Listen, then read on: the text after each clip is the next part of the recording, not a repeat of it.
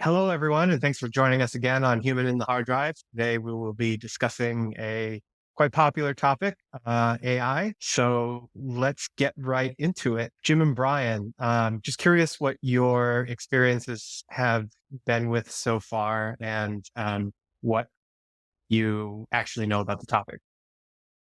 Yeah, I mean, obviously AI is blown up. It's everywhere, right? Everyone's using it. Everyone's getting rich. I don't know if anyone's actually building anything useful in it that much so far, right? Obviously, OpenAI is kind of like spearheading this movement. They made a very good tokenized chat option that has blown everybody away. And it's been about a year since maybe they first kind of rolled that thing out, and now everyone's hopped on board. And AI seems to be the next big revolution in tech. Some people claiming it's going to be as big as the internet. And yeah, I don't know. I mean, I'm optimistic about it. I think there's a lot of interesting things happening in the space. I've been playing around with it a little bit. I've done it for several different things. Some client work, just like generating, like content, usually just for like mockups and that kind of thing. And usually it gets rewritten by the client itself. But some work there, some image generation stuff. There's several different services that do that, and then I've been using a little bit in my code. So I pull in a company has a product called Mistral. A company Mistral has a product that I pull into my code editor through a plugin called Continue, and it sometimes helps me prompt some code generation. It's hit or miss, but I've been using it that way a little bit. Mistral, what have you been, because I know you said like content generation and stuff like that. What are the other ones that you've been using? Yeah, I used ChatGPT a little bit. Did they ever have? I can't remember if they have like a free trial for version 4, but I definitely used 3.5 because I think that's free. So a little bit of that. I There was a bunch of stuff that I was trying. Like, so early on, there was this. Oh God, what was the project called? They were trying to build an open source one called. It's been since shut down. I should have done some research before this. I'll come to me in a minute. So I tried a couple of the open source versions. Hugging Face, which is it's kind of like the GitHub for large language models. They had like a hugging chat there. There was like H2O chat was like another one. So there's a bunch of like open source things that had come out. Falcon was one. So I was trying all those because basically I don't know. I'm not a big fan of like closed software and getting bought into somebody's product. And then I don't really trust Microsoft, which is actually a bummer because Microsoft is now the major investor in Mistral too. So Mistral was like the best open source model suite that was out there. And now they're like heavily in bed with Microsoft along with OpenAI. So there's like no getting away from Microsoft these days, which is a bummer. But yeah, I was trying out a bunch of stuff. It's all pretty good. It's all kind of similar in my experience, but I haven't been doing like a ton of deep work with it. So I don't know. What about you, So Brian? for so for me, I don't have any hands-on experience, minus I'm sure talking to my phone for small little things. But beyond that, I have not used it for any work or anything like that. I don't think it would work for my company in terms of work, anyways, because we have a code set that we only use and isn't fed into a database anywhere. So I don't think that would help anywhere. So that's my hands-on experience. I agree that I think AI has a ton of really cool and potentially productive that I can use. I know Sora just got announced by OpenAI as well, which I have a feeling has a very big perspective, like application that a lot of people could use really easily instead of it hurts other industries, but um, Mhm. creating like, scenic shots for certain things, all those type of things. But in terms of I think it's great and I think it's going to be revolutionary, but I don't have much experience with it yet. So Mhm. that's me. Right. I'm surprised, and maybe I don't know how transparent like research and development for like dev practices are at your company, but I'm surprised nobody's like playing around with one of these open models to train your code base. Like you could download something like Mixtral, which is like a Apache 2 licensed model, and you could train it so you can fine tune it to like your programming language. And I'm so surprised that nobody's doing this, and it's closed off from the internet. You could locally do it, locally run it, and have your teams trained up on that. I'm surprised Yeah. nobody. Yeah. So there's a couple. I don't. These are totally just me thinking about it, not anything to do with my company at all. I have no idea their perspective on it or anything like that. But I do know that it seems like a really cool tool or potentially very productive tool to use in a healthcare environment, especially with, understanding potential diseases or really strange things going on. And if it learned all those things and then we were able to integrate it into a provider interface and all those type of things. So that for one is a potential avenue. The other thing is if you let it go into, I don't know, PHI and everything else that goes along with electronic health records is would scare a lot of people. Not saying the word AI next to those type of statements. There's It's funny that you mentioned that because AWS actually already has a machine learning product. It's called Amazon, or it's just called Macy. And basically what Macy does is it's a machine learning model that takes your data in S3 and it's literally designed to look for that sort of data. So it'd be interesting. I don't know anything about your company anymore because it's been such a long time since I've been there, but it would be interesting to talk to someone higher up there to see if they were interested in utilizing something like that, like S3 for storage, because it would have sort of that built-in functionality already to make sure that confidential patient information isn't saved anywhere in storage. Yeah. So I just thought I'd bring that up. That's all. All right. So again, I know my company is interested in it, put it that way. I don't know what I want to do. Yeah. Everyone's interested. Yeah. Fair enough. Yeah. Fair enough. I don't know how much I can talk about my inner workings of my company, but I don't want to get in trouble for whatever reason. Yeah. But basically, it's like any other. It's the hot topic. People are interested in it, and I don't think my company is any different. So. Yep. Yeah, I feel like Sorry. I don't know. I know. I think you were both hoping for more out of me. Well, I wouldn't. No, I not wouldn't at say all. anything. I wouldn't get sued by risk getting sued by my company if I were you.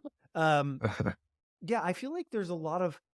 I mean, obviously, it can write some basic code at this point. I still think it's got a long way to go before it's fully replacing developers. Like it can do some design, but in my experience, it has a long way to go before it's fully replacing designers. Obviously, now with Sora, it's doing video production, so like it's doing some really amazing things, and I think it's saving a lot of time. But the black box nature of it, where it's like it produces these really high quality things with very little effort, but then to make a fully cohesive, artistically designed piece of work, I feel like is super challenging. And even though you get 80% of the way there in 2% of the time, I feel like that last 20% might be very difficult to actually accomplish. So I think there's still a lot of room for manual creative output, but I do think that in industries, especially, I'm thinking like analysts for a law firm, where you just have to basically pour through like thousands and thousands of discovery documents. AI is going to just do that so well, right? It's just going to synthesize all your information and provide you insights to build defenses and things like that. So I think that's an easy disruption in my mind. There's tons of other industries in that same kind of basically having humans pour through data. I feel like it's just going to disrupt all that, and like it can pretty much do that now with a high degree of accuracy. So I don't know.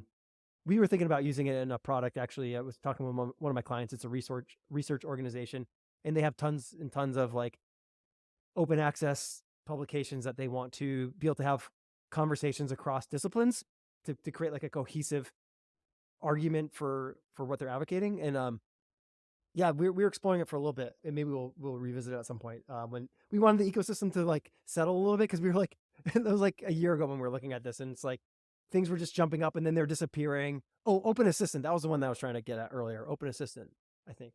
Yeah, they're coming up and then they're gone right 3 months later. So we wanted to see the ecosystem settle a little bit, find out who the players are, and find out what aligns with us a little better, and then potentially try to build something. But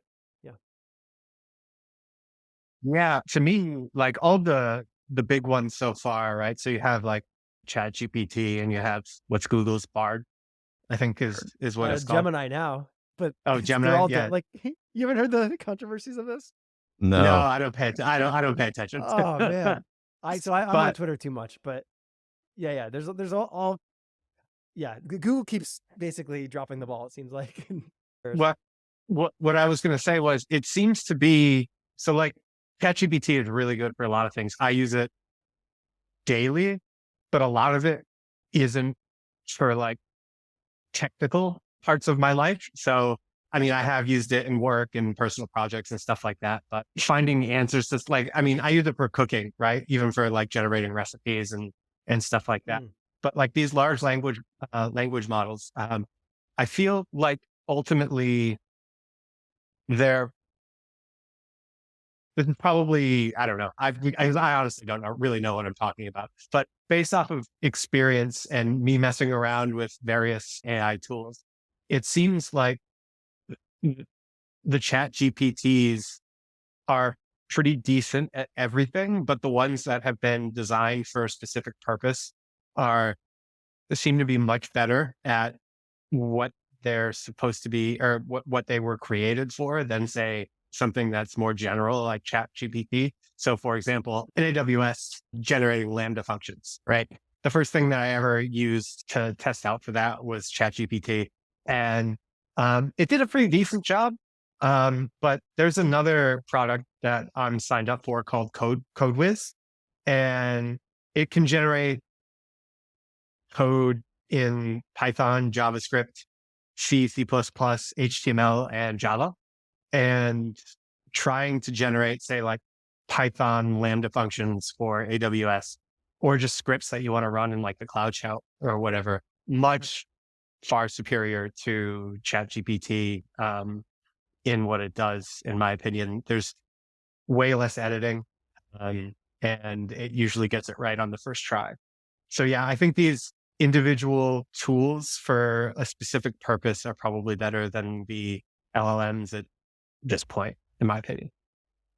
Mm. Interesting. Yeah, they've been fine tuned for specific use cases. That makes sense. I was looking at a chart recently about like the code stuff specifically. I think I'm kind of talking out of my butt a little bit here, but I think Claude just had a new When one aren't that we, came out Jim? that's supposed to. But yeah, exactly. I think that one's supposed to be pretty good with code. So I've been using Mistral Medium, like I've been talking about. It's great with code. Like it's context aware too, so it's cool. Like it will know, like Svelte, for instance. Svelte is a JavaScript library. It's very like kind of niche thing, right? And it has awareness of that I'm in a Svelte file. Like just by I'll highlight some code, I'll be like, the hell's going on here? And it'll be like, oh, this looks like a Svelte file. Looks like you need to bind this prop so you can pass it two ways, or whatever. It like actually has awareness of that. So it's pretty crazy. Sometimes it messes up, but I'm like always impressed by the awareness it has of what the problem is. And sometimes the solutions are just a little bit off. I feel like it's almost, I don't know, when I first started using it, it felt good, and now it feels like almost worse. Maybe it just goes in cycles, but I'm finding like it's great for things when I want to basically Google a small syntax thing and it's just quicker, but it's not great when I actually need to think of something challenging. It doesn't really do a great job in that, in my experience at least. Yeah, no, I'd have to agree with you there. There's a demo that I'm going to be showing a little bit later, but sort of speaks to that completely. If you try to do something super complex, like right off the bat, I feel like it's really poor. It's almost like it gets confused, for lack of a better term. And I noticed even day to day, if I run the same prompts over and over again, like literally 3 days ago, I had a prompt. It printed something out. This was code related. And then 2 days after that, I copy and pasted the same prompt in again, and it generated something completely different. So, but that was really interesting, and also kind of concerning if you actually wanted to use it for something that was like sort of important, that you wanted to be able to rely on it for. In my opinion, if like it what I just don't understand why it wouldn't return the same thing with the same prompt in a short amount of time that was like 48 hours. You know what I mean? Like I don't Oh, you can understand do what it could have changed. 30 seconds later. It'll give you a new prompt. It'll give you a new answer. Do it Mhm. right in, like, do a thing and then do it right after. It'll keep, you could do it 10 times in a row. It'll give you 10 different answers. Mhm. In my experience, it's never the same. Mhm. It's kind of crazy. And we don't think that that's intentional, right? Well, It's Like alive and it it's might trying be. to fuck with us. no. Yeah. Well, I think the thing is, well, the thing is, you could ask like an engineer, like, okay, Jay, you have a programming problem. You come to Brian, you come to me. We could both give you correct answers, right? Like it's basically synthesizing the knowledge of millions of developers, right? Of course, you're going to get different answers because it's not one person.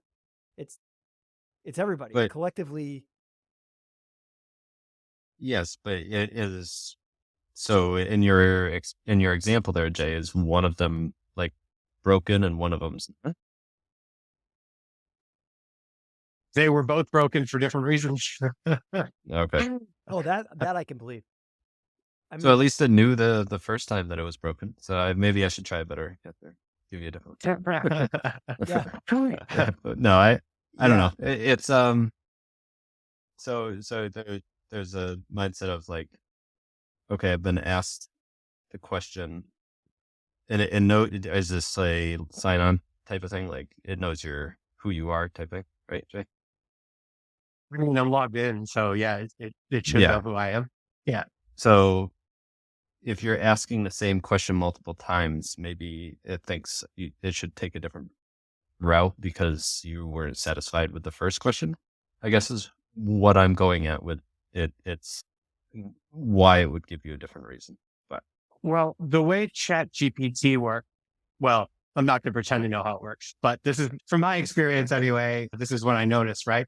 So when you open Chat GPT, you get a prompt to start a conversation, and you type something in, you start your conversation. You can take that as long as you want it to go, and then it keeps everything in that same chat sort of related to how you've been talking with it this whole time. But once you decide to say, open another tab and start a new conversation, then it starts from zero and has no idea about anything that you've discussed. So I guess if you would want consistency about something, the thing that you would really want to do is stay in the same conversation about the topic that you're discussing, as opposed to, say, um, asking it a question one day, deleting the discussion, and then opening up the next day and starting from scratch all over again. I do find it as a very useful tool as far as learning goes. I feel like it's better at teaching and providing information than, say, just like Googling something. For example, in the demo yeah, that I'll show later, basically asked it for some code, it spit it out. I ran the code, it failed, and the error messages that pop up, I basically say, hey, I ran what you gave me. I got these error messages. What's going on? And it's able to look at what it did, look at the errors, and then correct what's wrong, or at least educate you um, as to like what's going on. So if you have to do any manual intervention, then you can do it yourself. But yeah, it's not really good at giving you a polished product at the moment, especially if it's complicated, which we will see shortly. yeah. I 100% agree with that. So yeah, like explaining code and errors and stuff, it is really good at that because it's, well, think about your process when you have like an issue. You Google the vague thing and then you go to Stack Overflow and then you find a question. You're like, first of all, you have to evaluate, is this question similar enough to the problem I'm having?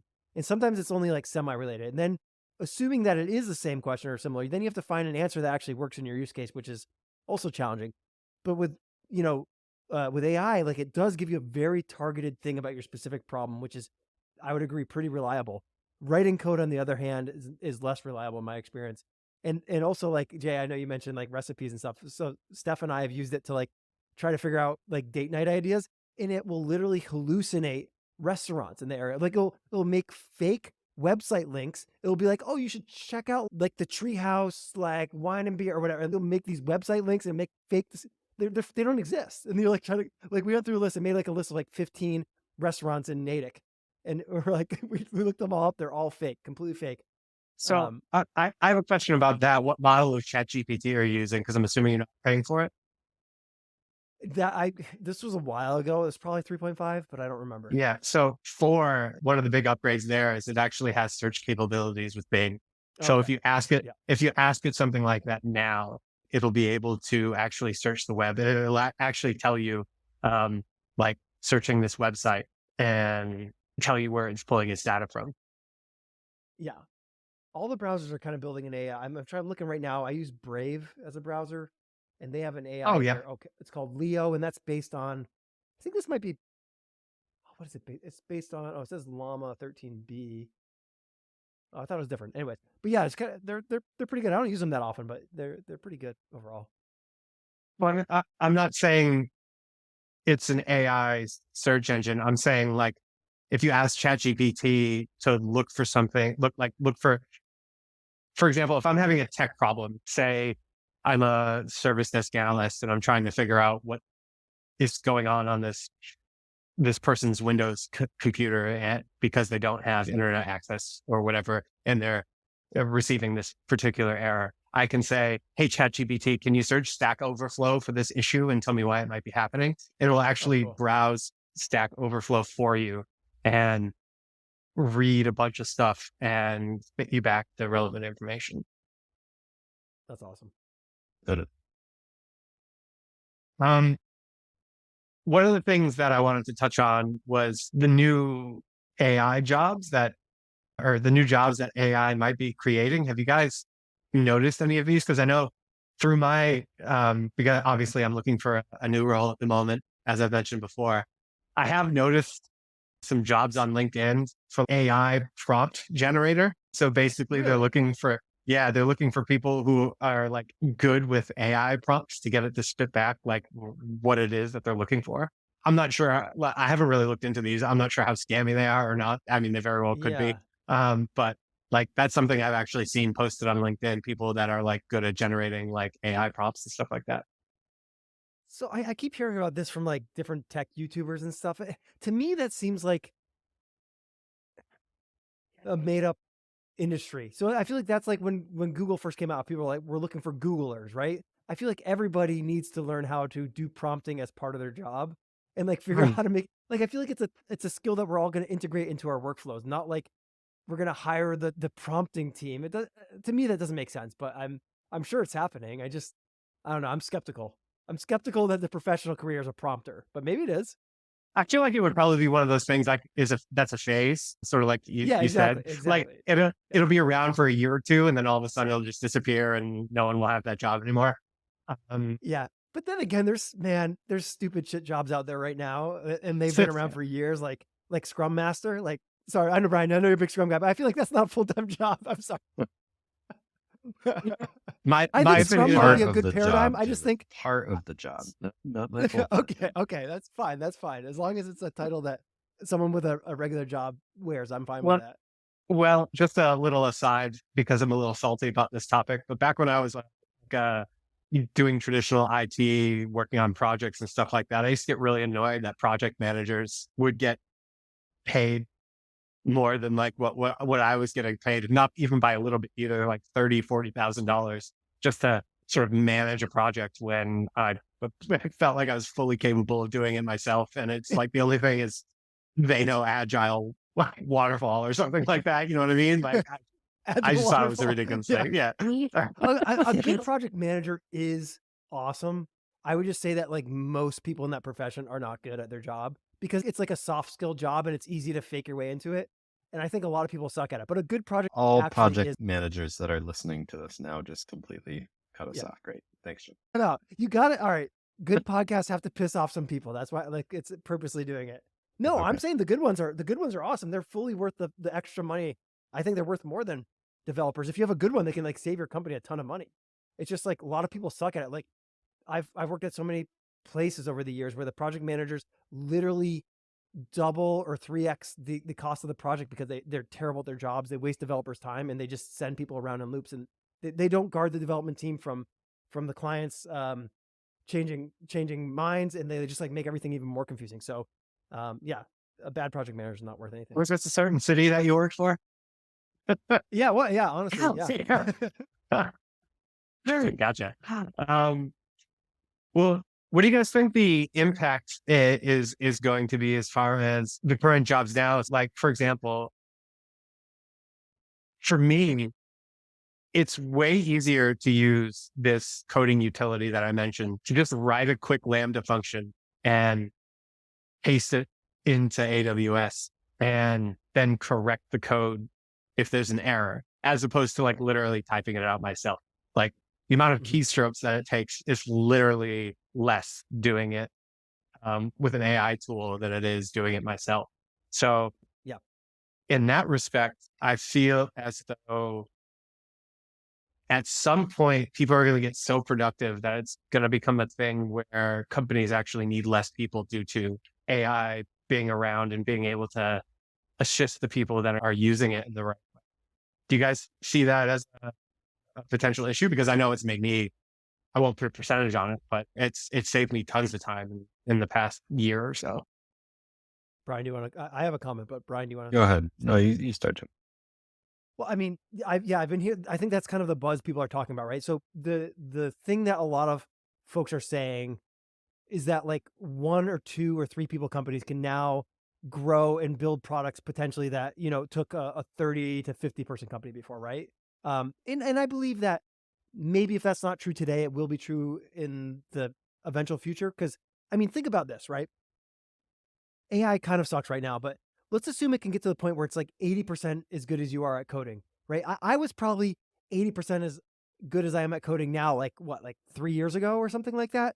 So if it was me 3 years ago, this is a thing that can work 100 times as fast that never sleeps, right? So it's like, okay, it's only 80% of what we are, but it's running all the time. Like, holy crap. Like if it can actually write full programs in that way at 80%, then like the productivity is going to be insane. Like I almost feel like the new challenge is not going to be building products. It's going to just be finding attention and like, we have to be careful not to cut humans out so utterly that like they can't, like humans still need to purchase things from other humans, right? Like the economy doesn't, unless there's an economic structure that we're going to move to that's completely different than what we are right now. But at some point, people need to be employed to have purpose in their life, to gain resources, which then they can allocate to gain things that they want from other people that they've produced, right? So it'll be crazy, man, if everybody can start their own little 2 person company, build some very valuable thing to society. I mean, how, like, are we just going to live in a society where like everything's at our fingertips? I don't know. It's going to be pretty crazy though. This might be one of the things to come back to maybe in a future episode, but I would totally be down for me actually trying to create an app solely using AI just to see like how quick someone with no experience in developing apps could pump something out like that. You know what I mean? Yeah. I feel like it would take a while, but at the same time, I think it would be possible. And me having no developer experience whatsoever, I think that would be a testament to how good or how bad it is. If someone like me can, with no knowledge about development, can do something just using prompts, yeah, it'd be interesting to come back to that at some point.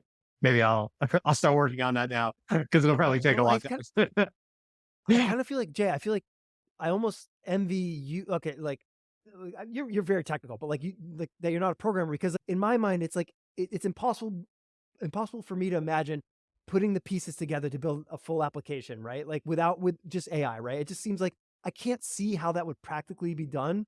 And so I'm just like, I push it off. But like you'll probably do it at some point. Like it's going to happen, right? Like maybe faster than we think it's going to happen. And so I'd be really, I don't know, it's really crazy. Like for instance, I want to build this compiler that's like a UI compiler. It's like Svelte but written in Go. It's something I've been wanting to do, right? So for my project that I have on the side. And it's funny because I keep turning to AI to try to like start me on that process, and it's okay. But at some point I'm like, this will actually be able to write this. And then it gets me thinking, well, at the point at which this can write the compiler at the complexity that I need it to be, like my whole side project is irrelevant at that point, right? Like if it can do that complex thing, then you don't even need my project to build apps anymore. Like it makes everything I've been doing there irrelevant. And so it's kind of like at some point, and I know other people have talked about this, it's just like, are we going to be interfacing in plain language, maybe even like spoken language, to AI to generate products? And at that point, if AI can do that complex level of thinking, then like, do you even need the product that it's producing? It's a really weird meta problem, right? Like if I can be like, oh, I really want a time tracking app for blah, blah, blah, blah. Hey, can AI build this? It's like, okay, if AI is that good, do you even need a time tracking app anymore? Can you just like talk to this thing and it will sort out things in your life for you? Like, I don't know. Like, I don't even know if you need software. It's just very weird. Yeah. Yeah. No, that's that's an interesting thought. It's it's not necessarily, I'm not saying that this is going to happen, but it is one of these industries going to be taken over basically by an AI and there's a bunch of jobs throughout the society that, they fall off and it's no longer a industry that people get into. And you never know. It could happen here. That's obviously doomsday for us, and we'd have to figure something else out. But I don't think that's going to happen. I think there's always going to be need for human intervention in all of these types of applications that we're talking. And it might not be as many people, but I think there's always going to be a need for people. Yeah. And also in the short term, right? Like if these big companies ever have layoffs because their people have become too productive using AI, well, if that's the case, then more companies are actually going to come out with new products and stuff like that. So that's going to create more. I think Yeah. it's a weird thought, but I think maybe it does signal the end of really large companies, and you may start seeing more and more smaller ones evolve, offering something unique that nobody else is. And I don't think necessarily it's going to be bad for the job market, because if more companies come online, then there's going to be more jobs created by those people that have been laid off and stuff like that. So yeah, I mean, obviously far down the road, there might be something that you have to worry about, but in the short term, I mean, you could even work for yourself, right? If it's an app idea that you have and you can basically build it with no developer experience, right? Like you could generate revenue that way. That's such a good point. So yeah, at the same, you're exactly, dude. It's such a balance, like you're talking about, right?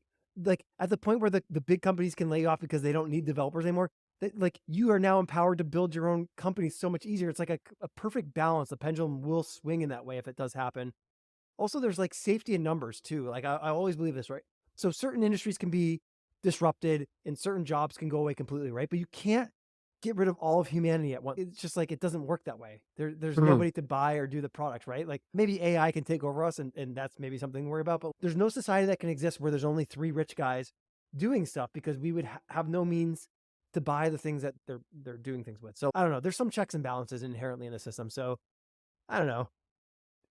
Also, I think maybe not being stubborn is also important, right? Because sometimes work does change fundamentally. And if you are adamant about doing things the way you've been doing them, then maybe that's not the right call because it might be very different in the future. Have you Oh, ever watched? congrats. I'm gonna go completely rogue here. Sorry, but Yeah, do did it. you ever seen the very second season 1 episode 2 of Black Mirror, where it's just a bunch of people riding on a bicycle to generate power?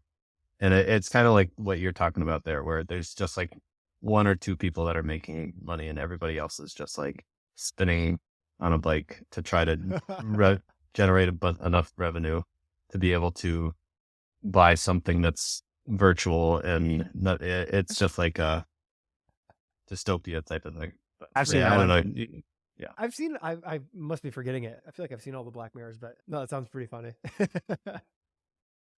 I Sorry. think that was that. Yeah, you said that was the second episode, right? That was very tame in comparison to the very first episode of Black Mirror. Yes. Yes, it But was. yeah, yeah, yeah, yeah. yeah, it was interesting. Every time I would always tell people, you got to watch Black Mirror, and then they would turn on episode 1. They'd be like, what is this?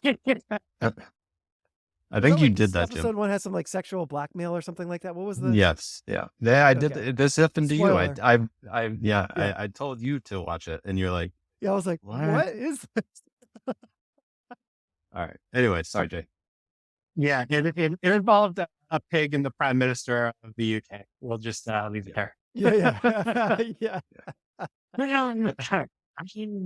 yeah. So we're about 40 minutes in. Do we sort of want to get to this demo that I did Yeah, let's do it. before this thing gets way too long? So I'll just go ahead and explain it to everybody listening, but also to Brian, because he probably doesn't have too much experience in the stuff that I'm going to be talking about.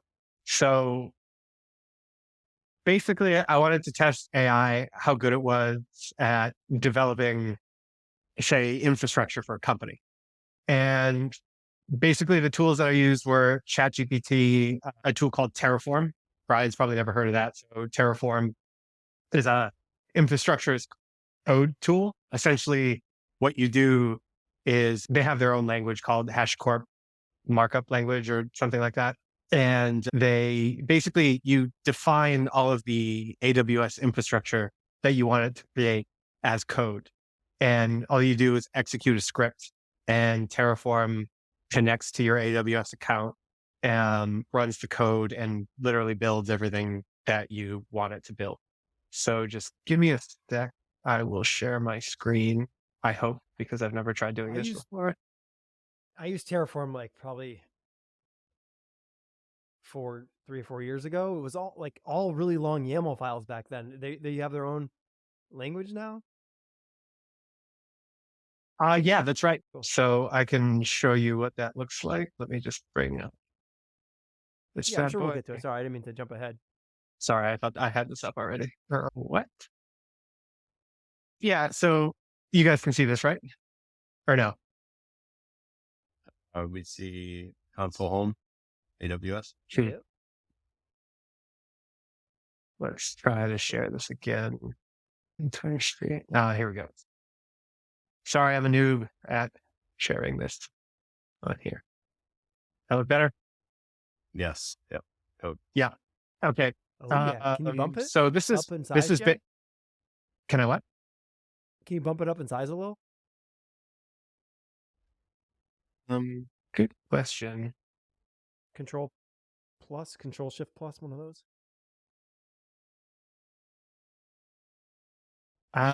Yeah, no, it doesn't really look like that's going to work. It'll probably look better in the recording. I would hope. It doesn't matter. Anyway, you really don't need to see the code. So I had this idea that I wanted to generate this pretty uh, complex infrastructure, and by complex I meant Control complex plus probably equals. Sorry, Control plus equals is the movement. It's Visual Yeah, Studio. I tried that. No, it's not. Oh, it's my not bad. doing anything. Okay. All right, sorry. Yeah. Sorry. Go ahead. So this was the diagram that I created on the infrastructure I wanted to build. So basically what you see here, 2 VPCs, virtual private cloud. So this is something that you have to create in AWS to build resources in. It comes with a default one for anyone who opens an account, but if you want to do anything else, you have to sort of create your own. So this VPC, US East 1, believe it's located in Ohio. APC Southeast 2. So that would be the Sydney region. Each of them has a public subnet and a private subnet. These icons right here are EC2 instances, also known as virtual machines. This right here is an internet gateway. So basically, without this, your VPC will not have access to the internet. It'll have access to stuff within AWS, but it won't be able to reach the outside world. And this is a NAT gateway. So the NAT gateway basically allows anything in a private subnet to be able to reach the internet. So basically creating 2 VPCs identical to each other, just in different regions of the world.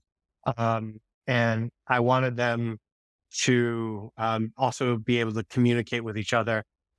So this icon right here is a transit gateway, basically hub and spoke model. So you can think about it is if you expanded this, basically you could have 8 VPCs, all connected to the transit gateway, and depending upon how you define routing tables, they should all be able to talk to each other.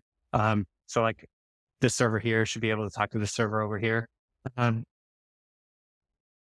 So I had really high hopes for this. ChatGPT sort of let me down. I really thought it would be able to handle something like this. I typed out a really descriptive, say 3 or 4 paragraph um, thing in ChatGPT, and uh, it really failed pretty spectacularly.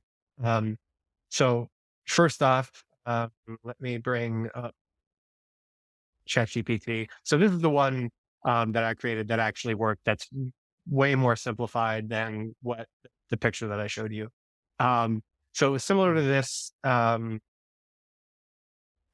similar sized paragraphs. So 3 or 4 of these indicating exactly what I wanted it to build. And some of the problems that it had were, for example, you see, um, I wanted it to spin up um, in 2 different regions of the world, but it only gave me this one provider block. So it wasn't able to actually create anything that I had specified in um, AP Southeast 2. Um, I had a bunch of different errors and I got it mostly working. Um, but it took a lot of manual intervention for me to actually get it working because I couldn't tell it anything to actually get it to fix itself. Um, Mm. but the last thing that it wasn't able to do was bring this picture back up again. Um, this right here is a transit gateway attachment. And basically it's how the transit gateway communicates with the VPC that it's connected to. And it wasn't able to create this through any sort of prompts that I would try to get it to fix itself. Um, because either it couldn't see the transit gateway, which is actually located in US East 1, or if I change the code again, it wasn't able to see the subnet over here in VPC, the VPC in Sydney. Um, and I could have gotten it to work myself, but I thought the whole point was to try to get it to sort of be able to do it itself, and no amount of prompting could get it to resolve that problem. So essentially, I gave up, and I decided to just go much more simplified. So I just had it create um, this VPC in US East 1. Um, that went pretty well. So this is um, all the prompting it took for that to work. And it was able to generate all of this code. Um, there were some minor things that I had to change, but that's sort of my fault. And also, ChatGPT really doesn't know how to get these things. So, like AMI, AMI stands for Amazon Machine Image, and it doesn't have the names for these, and they vary by region. So it basically put something that's sort of rubbish here. I didn't really look up to see if this is an actual AMI ID or whatever. But I had to go and replace these for all 3 of the servers that I created. You see T2 micro here. I also thought for the demo, those were a little bit too small for a Windows instance. So I changed these to T2 mediums. That's something that I could have specified in the code and it would have been fine. Um, but yeah, so strip that out, put it in here, made those little edits that I was talking about. And then, so I'm going to sort of demonstrate to you right now how this actually works. So we have the code. I've initialized the Terraform project. Literally all you have to do is Terraform apply. It'll go through, check everything, make sure everything seems fine. You can see here that these are all the resources that it's going to be adding. Um, and enter a value. Yes. And you can see that it proceeds with creating everything in the code. So this is going to take a minute or two. So I'm basically going to describe for you what I actually created. So you can ignore everything from the transit gateway to the right. And basically, I just created this VPC, these two subnets with an internet gateway and a NAT gateway, two EC2 instances in this private subnet, and one EC2 instance in this public subnet. So if we come over to AWS, my AWS account, there was nothing in there before. I'll go to EC2. Says there's no instances running yet. So we'll go over here. Maybe close this. So I'm in the city region. I apologize. North Virginia, sorry, not Ohio, for the region. That always gets me, being in the wrong region. Be like, where's my servers? Yeah, that'll happen. But you can see these servers right now are in a pending state. So we know it's not that far. This one just switched to running. But basically with this setup, right, is the goal was I want to be able to remote desktop into this server from only my IP address. And then from this server, I want to be able to remote desktop to these two servers. Now, this is not best practice in any way as far as AWS goes at all. There'd be no reason really to have it work this way, in my opinion, if you're concerned about security. You'd be using something like AWS SSM instead of RDP, because you can just get access through the console instead of actually RDPing to it. So then you don't have to really worry about opening up all these ports and stuff like that to the internet. But still decently secure, because the only person that can RDP to this instance at this point is someone from my computer. So let's see if these are all up and running. They seem to be. So we'll test this out just to make sure it is working as designed. This is the public instance that I want to connect to. So come over here, connect RDP client, download remote desktop file. You can see it's gone there to my PC, and then get password. So this is something I created beforehand. I didn't ask Terraform to do it for me, just because I didn't think of it. But so I created this key file. But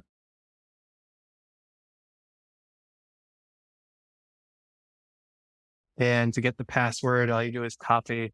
And it's okay if everybody sees this, because I'll be deleting it before we publish this podcast. This is what the private key file looks like. Decrypt password, copy it to my clipboard, and then what we need is the remote desktop file. So there it is. Click connect.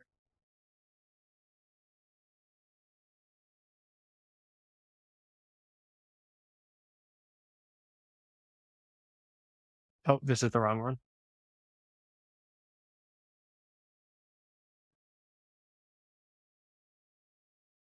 Here we go.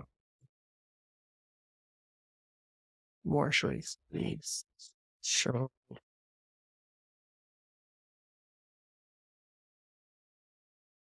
Paste in the password.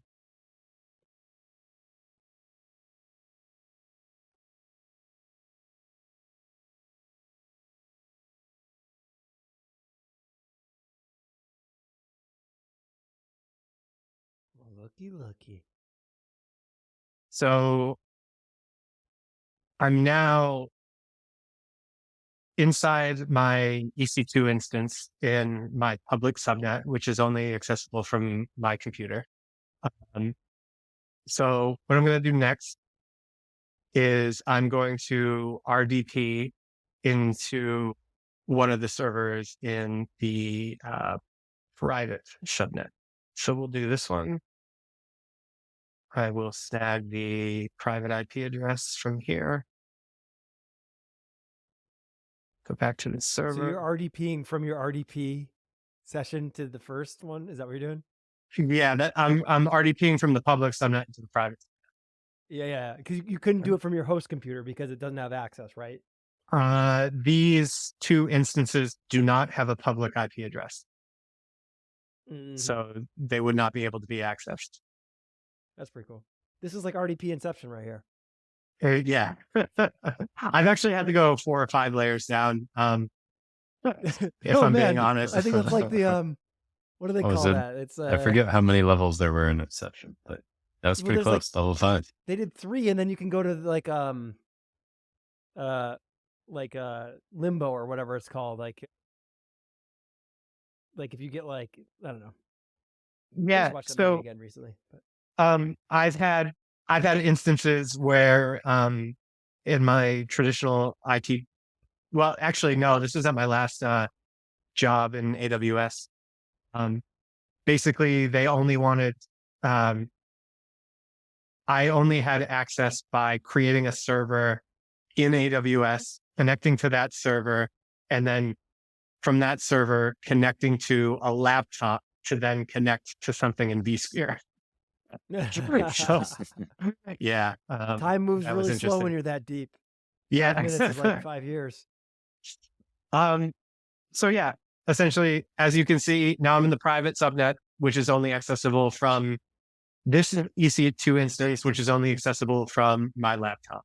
That's And cool. just to prove that the internet, I'm sorry, the NAT gateway is working. Once this loads, I will try to reach Google. Unfortunately, with Edge. Sorry, Microsoft, but I hate you. Jimmy already dashed in today, so we're good. Yeah. I'm no Microsoft fan, but I'm not a Mac fan either. I don't like anybody. I mean, neither do I. And they make you do all these stupid things just to use their browser. Oh my god! Every time I use a Microsoft computer, it Yeah, literally it feels just like I'm get being it spammed just get by worse the and worse. company. It's So- insane. Google.com, you can see everything loads. This is Nice. decently secure. And so all in all, this prompt probably took me 3 minutes to write, another 2 minutes editing this code, like I mentioned, the AMIs and the instance types and stuff like that, and maybe another 5 minutes to actually run the code. So we're talking about spinning up company infrastructure in about, I don't know, 15 minutes, if you know what you're doing. And that, because this would have taken me a lot longer to write just by the sheer volume of keystrokes than ChatGPT. And this one actually had no errors other than the fact that I needed to add the AMI and the instance type, which were errors. Technically, I just didn't provide that information to ChatGPT beforehand. So it's just pretty amazing how far it's come, considering when I started in IT, you're talking about ordering servers from Dell, having them take a couple of weeks to get in, configuring them yourself takes a couple of days, racking them, setting them up. You're talking about at least like 3 weeks to get up and running. And you can literally do this for your own company in about 15 minutes using ChatGPT. That's crazy. It's wild. Yeah. It's and we in the beginning, Jay, you were talking about there's jobs out there to know how to prompt the thing. And obviously me watching you, I have no idea how to prompt it compared to you do, but it shows knowing how to prompt it correctly, how much you can produce out of it whenever you do prompt it correctly. And right. Yeah. So I had experience with ChatGPT, Terraform, and AWS. So I really wanted to I really wanted to get sort of that original idea working. And because that failed so spectacularly and this one worked so seamlessly, what I wanted to do, unfortunately, I ran out of time, was to sort of start really simple and get it to increment everything over smaller steps. So basically, this is the first thing that I mentioned before. It generated everything pretty flawlessly. And then I was like, okay, I need the same template generated again, but there are a few differences. The VPC should have this side arranged. The subnet should have this side arranged instead. And also, I want the region to change to AP Southeast 2 instead of US East 1. So I did that, put the two templates together in the same directory, ran it, and it's so this is the second template it spit out, and then ran it, knowing that it wasn't going to work, and then um, it failed with a bunch of errors. So I said, these Terraform templates are deployed, are in the same directory on my PC, and they should be run together. The problem when I'm trying to run Terraform init is I get the following errors. And I just literally copied and pasted the errors that I saw in my terminal. And then it comes back with a response on how to fix it. So if I had had more time, I would have tried to see this out all the way to get this back to this original design to see if it could have made it happen. But yeah, like I said, I ran out of time. I feel like I could probably, this whole thing could probably be done quicker by me writing the code. But if you're just looking at something simple like one of these, it's definitely faster than I am. So I mentioned before, I feel like it's really good at like the very simple task. But once you try to get a little bit of complexity, it sort of falls down. So something like So this, I'm like gonna obviously, so I don't think like a general prompter could do this though, right? You need to be a cloud engineer who understand, like, because you're yeah, specifying regions, you're specifying like subnet, like there's all sorts of things that a you prompter definitely, would know. you definitely wouldn't be able to do this as like That's me. someone who's just like, I'm going to start my own company. I need infrastructure. Well, this is why I feel like that job prompter makes no sense, because like you need to have domain expertise to like even know what the heck you're talking about. Um, so Jay, I couldn't see a lot of the prop, but like it seems like you're pretty specific about like what you're setting up there. So like you have to have, like you have to understand what that diagram means before you could actually build something like that, right? Like, you can't just be like, you're not just like, oh, I have an app that like has a lot of users. You have to be like, I need this private here. This is a security concern here. Here's the product I want to use in this scenario. Here's the region I want it in. I want it to have like this security Well, policy. that's the thing, right? It wouldn't be able to make any what I would say are judgment calls. For example, specifying the VPC CIDR range and the subnet CIDR range. I don't know what it would do, what it would assume those are. It would, if you asked it without telling it what the CIDR ranges are, it would probably show you the code, and in quotes where the CIDR range is supposed to be, it would probably say, enter the appropriate CIDR range here. So you'd have to know a little bit about networking and what you're doing in order to be able to prompt it to get it to work. And honestly, I was really surprised. Like I thought, based off of previous experiences with ChatGPT, I really thought that it would have been able to resolve the original idea that I had in my head. But yeah, it was able to do it. Maybe someone will create an AI specifically for AI AWS infrastructure at some point, and it'll be flawless because that's what it's meant to be doing. And it will be able to access all of its documentation on AWS's website and stuff like that. But until then, yeah, you really need to know what you're doing. And I think starting small and going in increments is the way to get something working, as opposed to doing it all in just one long paragraph. You're also kind of like, the process you're doing is like you're doing prompt, getting something, then you're reprompting and having it fully regenerate a new solution, which may be dissimilar from the first. Do, do you think it would be easier if you use like Copilot or some kind of VS Code plugin to generate and revise the code in the editor itself versus like trying to black box it and reproduce the whole thing? Do you know what I mean? Like produce something in the editor, and then like highlight read sections or say, here, I need this change in these ways. Do you think that would get you to a solution faster or not really? Well, to be fair, I've never really messed around with either of the things that you mentioned. So I guess my answer is I don't know. Yeah. And then how long? So you said like, when you had the prompt that worked and then you got from there to like writing code and deploying in 15 minutes, which is insane. But there was some work going into getting the right prompt, right? So, I mean, how long, how long did that process take? And like, how many times did it take to get to the point where it actually So, worked? yeah. So the one that worked, it literally took me 5 minutes to write the paragraph. It spit out the code, maybe 2 minutes just to edit those fields that I mentioned before, and another 3 minutes to deploy everything. So we're talking 10 to 15 minutes for the one that worked. What attempt was that? Was that your second attempt? You said, right? Or was it more? That was my very first attempt for the simple one that actually worked. Okay. For the one that was complex, just to give you guys an idea, I messed around with that for about 5 hours trying to get it to work. Yeah. And Yeah. I could have written the Terraform template for that in an hour or two, Sure. and it would have worked. Yeah. So, like I said, if you're looking for something like pretty simple, and also I should mention, as I was troubleshooting the other one that wasn't working, the first time that I ran the code, it probably came up with 8 or 9 errors.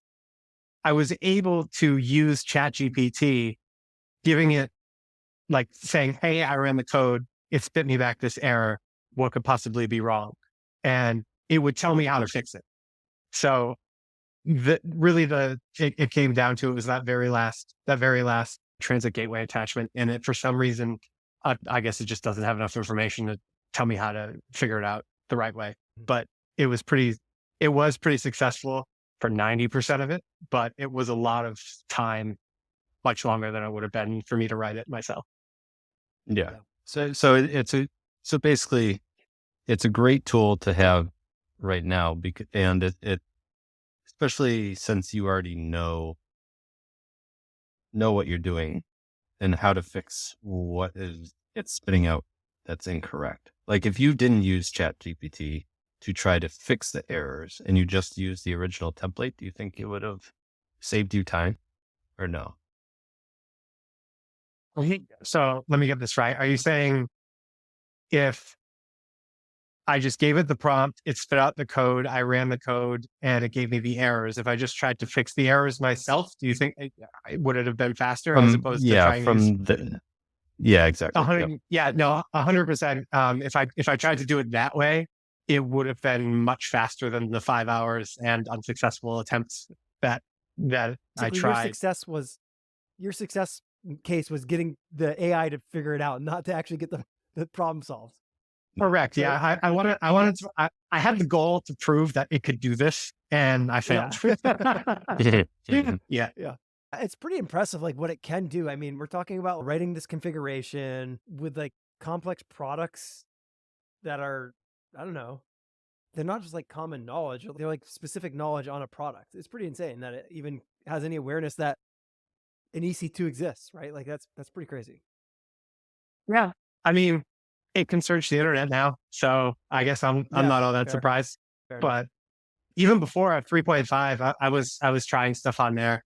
Like, for example, I asked it to create a Terraform template just to spin up an EC2 instance.